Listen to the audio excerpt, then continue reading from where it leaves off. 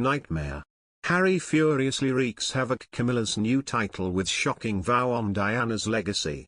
Prince Harry has vowed to finish the work of Princess Diana in tackling HIV as he broke his silence after the Queen's Camilla announcement.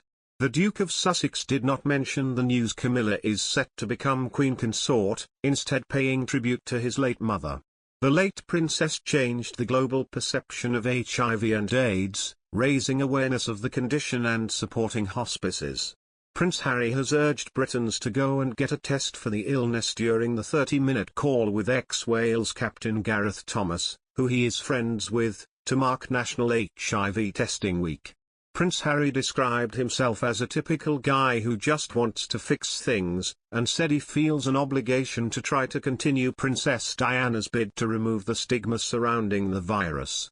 Gareth revealed he was HIV positive in 2020, having gone through the petrifying ordeal of being diagnosed in secret.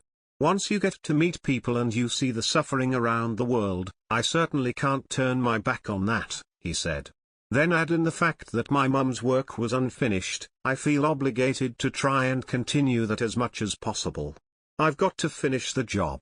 The Duke of Sussex spoke of his late mother. He said, I could never fill her shoes, especially in this particular space, but because of what she did and what she stood for and how vocal she was about this issue. It's a converging of all these different pieces. Harry described how the virus used to be a death sentence, but was now a manageable disease, though stigma still exists and therefore the testing is still a problem. His tribute comes despite him and Meghan Markle having yet to make any public statement about the Queen's announcement on Camilla. In an address marking her accession day, Her Majesty said it was her sincere wish that Camilla will be known as Queen Consort. Judy James, a body language specialist, spoke to a source about Harry's latest video. Judy said, looking like a grandmaster chess player who has been planning his next move, Harry evokes the memory of Diana here, the woman who might once have been the next queen, as a checkmate to place her firmly in the public consciousness again, just as Camilla was put formally into position as queen in waiting. Who could blame him if this was deliberate? His undying fondness for his mother is visible in the way his features soften when he talks about her here, and his eye expression looks loving and reflective. He is restating his claim in terms of carrying on her good work by saying he feels obligated. This lifting of the banner and the suggestion that he is her heir and supporter when it comes to her good work might suggest he feels himself to be even further distanced from his family in the UK and continuing his own royal line in the US. When Harry chats to Gareth Thomas, there are moments of banter prompted by Thomas, and we can see Harry pausing from his campaigning messages to briefly join in the joking.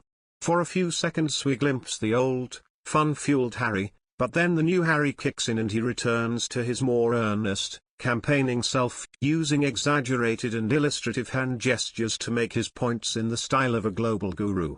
Using the word bro though suggests he still craves that camaraderie from the sporting field or from his military career where things were more equal in terms of status, although his claim that I'm a typical guy sounds hilariously disingenuous. Does he really believe this, or does he just want us to believe it?